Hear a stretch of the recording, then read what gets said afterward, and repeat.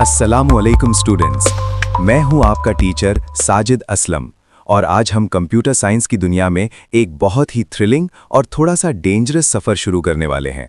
उम्मीद है आप सब खैरियत से होंगे और फुल एनर्जी के साथ तैयार होंगे। वालेकुम अस्सलाम sir, I am absolutely ready. मैं हूं आमिना, आपकी Gen Z representative, ready to decode today's digital mysteries. Sir, आज मेरी एनर्जी लेवल फुल हाई है, बस थोड़ा सा फिलोसॉफिकल मूड भी है आज। अरे वाह, हाई एनर्जी और फिलॉसफी का कॉम्बो, ये तो बेस्ट है। लेकिन अमीना, आज का टॉपिक थोड़ा सीरियस है। आज हम बात करेंगे इंटरनेट के उन विलेंस की जो हमारे कंप्यूटर्स और डेटा के पीछे पड़े रहते हैं। It's basically cops and robbers of the digital world. Oh, sounds like a cyber thriller movie. Sir, क्या हम हैकर्स और वायरसेस की बात करने वाले हैं? आई हैव ऑलवेज वंडर्ड कि ये सब काम कैसे करते हैं।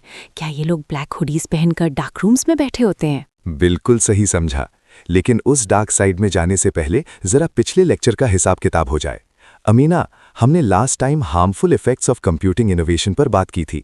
जरा जल्दी से रिकैप दें स्टूडेंट्स को। श्योर सर, लास्ट लेक्चर में हमने पढ़ा था कि कंप्यूटिंग इनोवेशन के नुकसानात भी हैं अगर टेक्नोलॉजी को रिस्पॉन्सिबल वे में यूज़ ना किया जाए। स्पेसिफिकली हमने डिस्कस किया था, पहला, प्राइवेसी कंसर्न्स, डेटा ब्रीचेस और पर्सनल इन्फो का मिसयूज़। दूसरा, digital addiction, excessive screen time जो एंग्जाइटी और सोशल आइसोलेशन कॉज करता है। तीसरा, एनवायरमेंटल इम्पैक्ट, ई वेस्ट और greenhouse gases. Basically tech is great but we need to touch grass sometimes. Excellent recap Amina, touch grass indeed. बिल्कुल सही points बताएं आपने। तो चलिए आज का टॉपिक शुरू करते हैं। आज का हमारा टाइटल है मलिशियस सॉफ्टवेयर एंड की कॉन्सेप्ट्स। हमारे स्टूडेंट लर्निंग आउटकम्स यानी एसएलओज ये हैं कि आज हम समझेंगे कि मैलवेयर क्या होता है और different types of cyber threats जैसे फिशिंग, हैकिंग और स्पैम को आइडेंटिफाई करेंगे। साथ ही हम सॉफ्टवेयर टाइप्स जैसे फ्रीवेयर और शेयरवेयर को भी एक्सप्लोर करेंगे। Sound super useful sir. आजकल तो हर दूसरे दिन कोई स्कैम लिंक आ रहा होता है। सर, क्या ये स्कैम लिंक्स भी मैलवेयर हैं या फिर ये हमारे दूर के रिश्तेदार हैं जो हर वक्त पैसे मांगते हैं? आपका कंपैरिजन तो बहुत क्रिएटिव है, लेकिन हाँ, स्कैम लिंक्स ऑफन मैलवेयर का ही एक फॉर्म है। उनका मकसद आपको फंसाना या आपका डेटा चुराना होता है, इसीलिए इन्हें आइडेंटिफाई करना सीखना जरूरी है। एग्जैक्टली, इसीलिए ये टॉपिक लाइफ सेविंग स्किल है। स्टूडेंट्स, प्लीज अपनी कंप्यूटर साइंस की बुक्स ओपन करें। Unit number 6, impacts of computing. हम पेज नंबर 176 और 177 से रीडिंग करेंगे। अमीना, बुक ओपन है? Yes, sir. Page 176 is open right in front of me. I am ready to roll. Great. Let's start with the first definition. The heading is malware. Malicious software designed to harm or exploit computers or networks are called malware. इसका उर्दू तर्जुमा ये है कि वो malicious software जो computers या networks को नुकसान पहुंचाने या उनका गलत फ़ायदा उठाने के लिए डिज़ाइन किए जाते हैं, उन्हें मैलवेयर कहते हैं। सिंपल अल्फाज में ये कंप्यूटर का बीमार करने वाला कीड़ा है। सर, इस सेंटेंस में कुछ मुश्किल वर्ड्स हैं। पहला वर्ड है मलिशियस। इसका क्या मतलब है? क्या ये वैसा ही है जैसे कोई विलन मूवी में कहता है माय मलिशियस प्लान्स? आपका कंपैरिजन तो बहुत क्रिएटिव है, लेकिन हाँ, स्कैम लिंक्स ऑफन मैलवेयर का ही एक फॉर्म है। उनका मकसद आपको फंसाना या आपका डेटा चुराना होता है, इसीलिए इन्हें आइडेंटिफाई करना सीखना जरूरी है। Okay, got it. और दूसरा वर्ड है एक्सप्लॉइट। इसका मीनिंग क्या होगा यहाँ? एक्सप्लॉइट का मतलब है किसी कमी या कमजोरी का गलत फायदा उठाना। जैसे अगर आपके घर का दरवाजा खुला रह जाए और चोर अंदर आ जाए तो उसने आपकी गलती या बेखबरी का एक्सप्लॉइट किया। सिमिलरली, मैलवेयर कंप्यूटर की सिक्योरिटी होल्स या यूजर की बेखबरी को एक्सप्लॉइट करता है। तो मैलवेयर बेसिकली एक डिजिटल इंट्रूडर है जो हमारी कमजोरियों का फायदा उठाता है। सर, क्या हर वायरस मैलवेयर होता है? मतलब अगर मेरा कंप्यूटर बीमार हो जाए, क्या मैं कह सकती हूँ मेरा पीसी मैलवेयर से पीछा नहीं छोड़ रहा? बहुत अच्छा सवाल है। टेक्निकल बात यह है कि मैलवेयर एक अम्ब्रेला टर्म है, यानी एक बड़ी कैटेगरी है। वायरस, वर्म्स, ट्रोजन्स, ये सब मैलवेयर की ही टाइप्स हैं। So all viruses are malware but not all malware are viruses.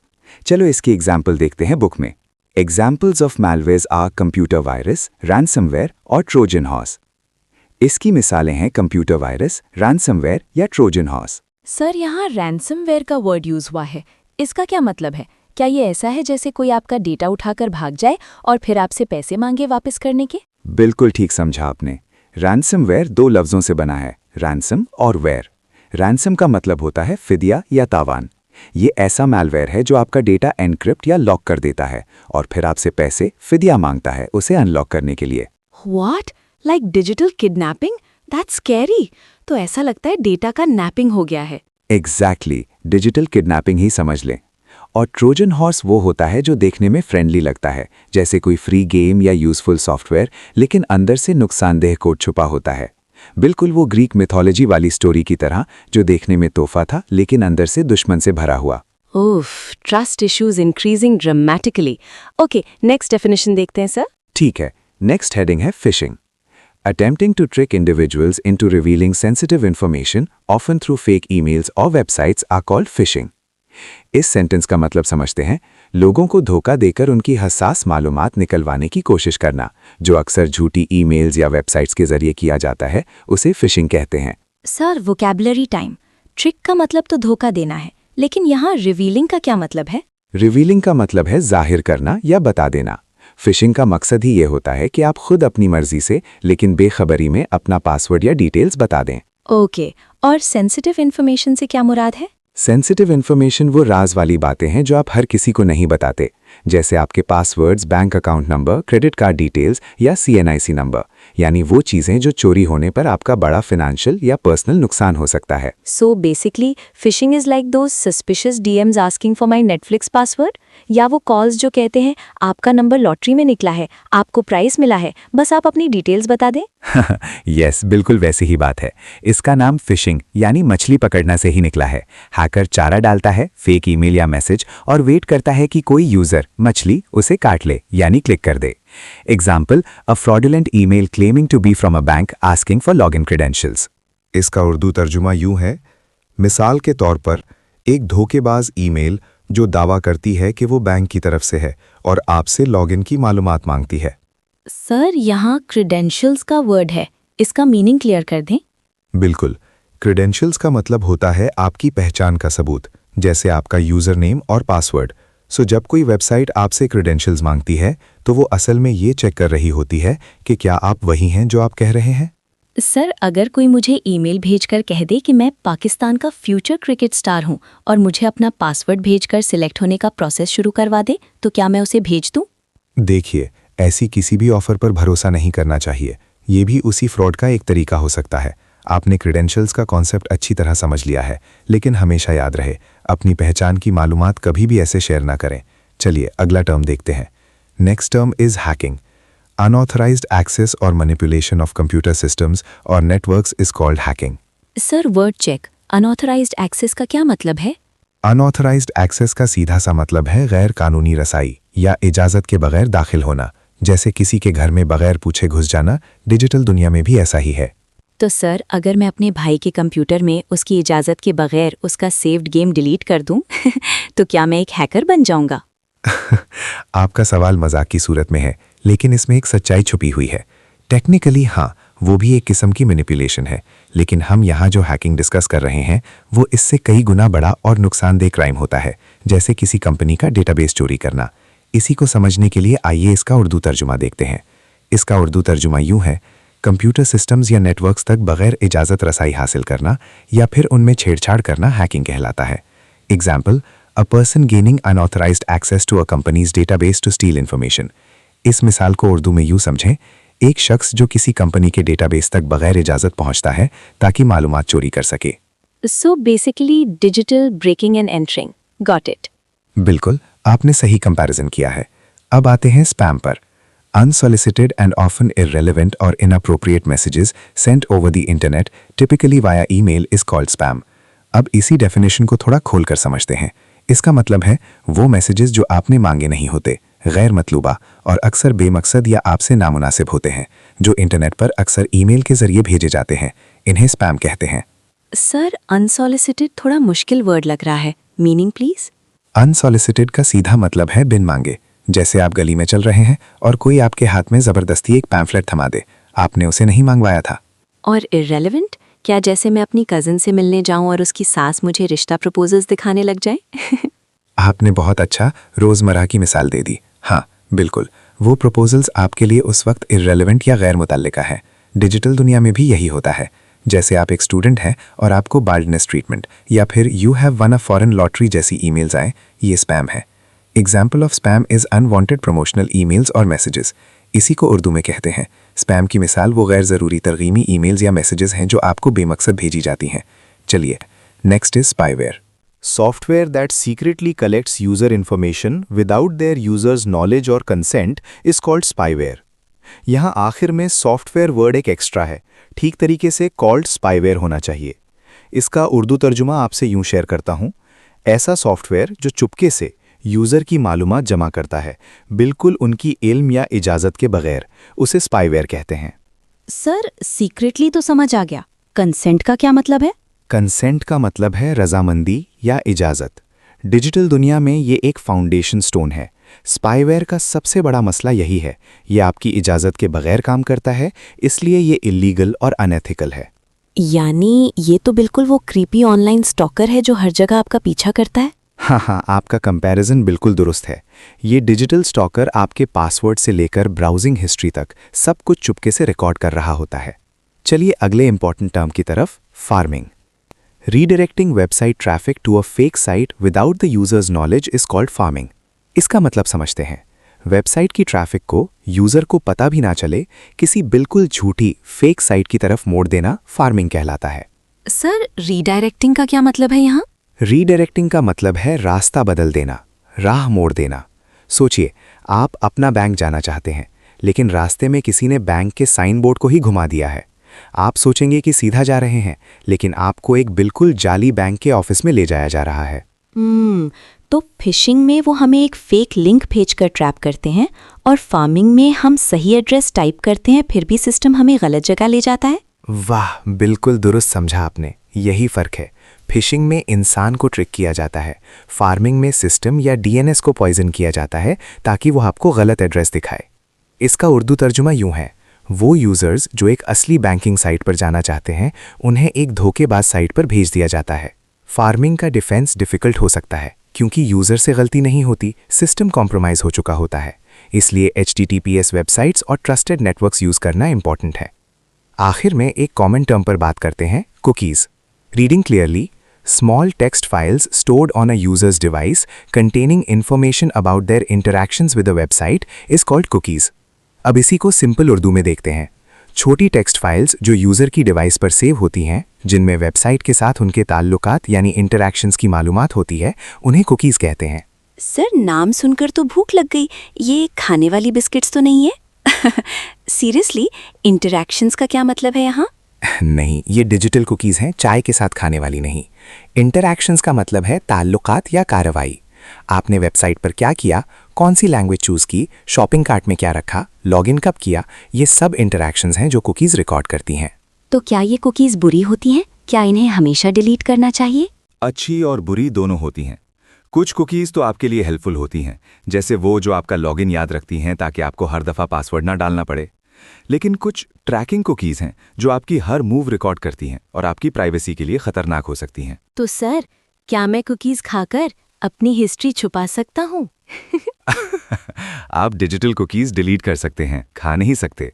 लेकिन आपका पॉइंट अच्छा है, रेगुलर ब्राउजिंग हिस्ट्री और कुकीज़ क्लियर करना अच्छी डिजिटल हाइजीन है। अब हम एक बहुत कॉमन टॉपिक पर आते हैं, scams. Deceptive schemes designed to trick people for financial gain or personal information is called a scam. इसकी डेफिनेशन को थोड़ा खोलकर देखते हैं।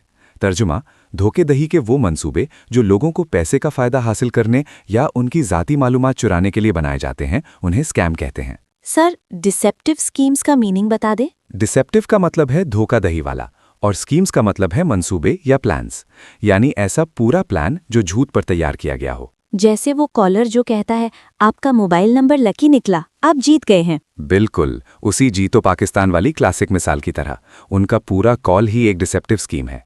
और फाइनेंशियल गेन, इसका सीधा सा मतलब है माली फ़ायदा या पैसा कमाना। अक्सर स्कैम्स का आखिरी मकसद यही होता है। जैसे an example of a scam is an email claiming you have won a lottery but asking for your bank details to transfer the prize. इसी को हमारी ज़बान में समझें।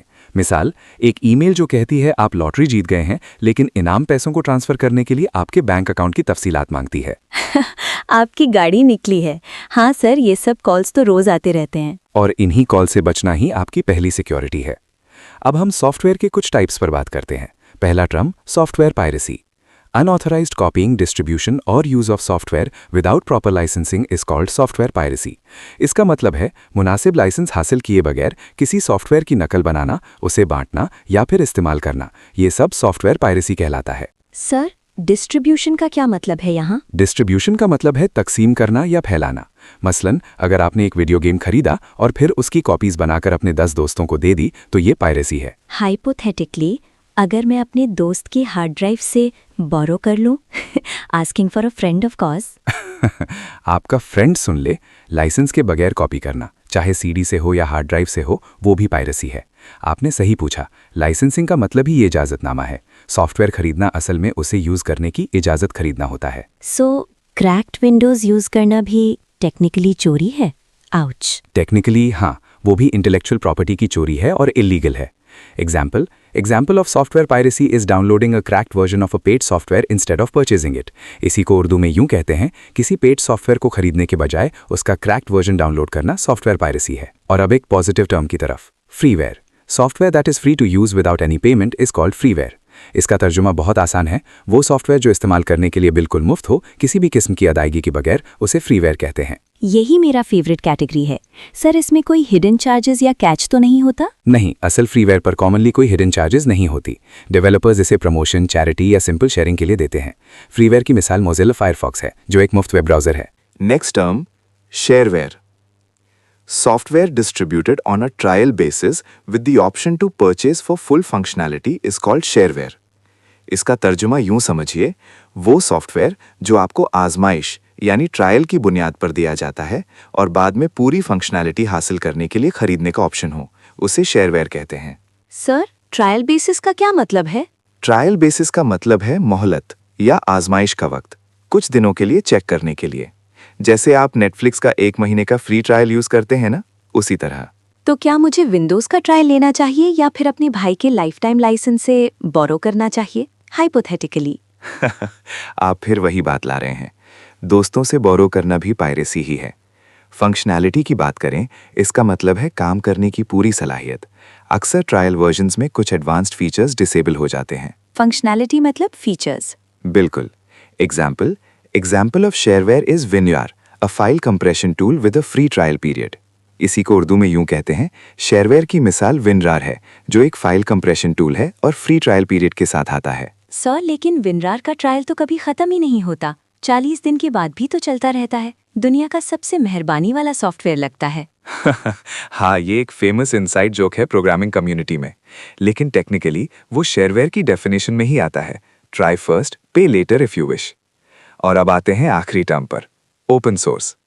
Software with a publicly accessible source code that anyone can view, modify and distribute is called open source। इसका तर्जुमा थोड़ा गहराई से समझते हैं।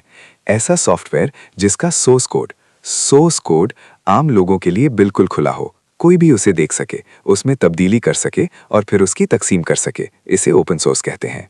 Deep thinking mode. तो पब्लिकली एक्सेसिबल का मतलब कोई भी देख सकता है, जैसे फेसबुक प्रोफाइल पब्लिक हो? बिल्कुल, आपका कंपैरिजन अच्छा है। पब्लिकली एक्सेसिबल का मतलब ही यही है, सबके लिए खुला, कोई सीक्रेट रेसिपी नहीं, पूरी किताब खुली हुई है। तो क्या मैं जो भी सॉफ्टवेयर बनाती हूँ उसका कोड भी इतना पब्लिक कर दूं कि मेरी मम्मी भी देख ले? अगर आप चाहें तो क्यों नहीं। मॉडिफाई का मतलब ही यही है, बदलना।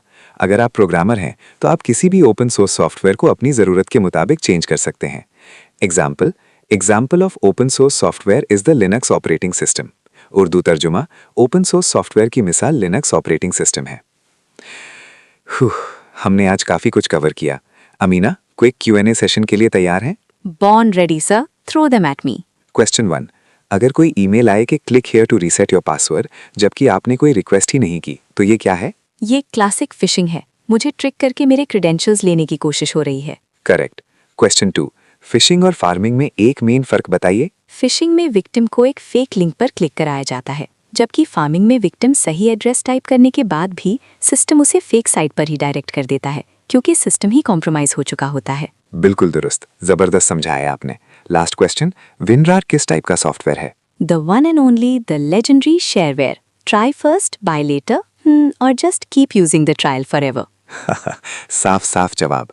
स्टूडेंट्स, आज का टेक अवे ये है, डिजिटल दुनिया में खतरे हैं जैसे मैलवेयर, फिशिंग, हैकिंग। लेकिन अगर हम अवेयर रहें, सिक्योर टूल्स यूज करें और अपनी डिजिटल राइट्स और रिस्पॉन्सिबिलिटी समझें, तो हम सेफ और एम्पावर्ड रह सकते हैं। Yes, sir. So the lesson is think before you click, respect software licenses, or always guard your privacy. Perfect summary. अपना बहुत ख्याल रखिएगा, इंटरनेट को अक्लमंदी और जिम्मेदारी से इस्तेमाल करें। अगले लेक्चर तक के लिए अल्लाह हाफिज। Allah Hafiz, sir. Stay safe online, everyone.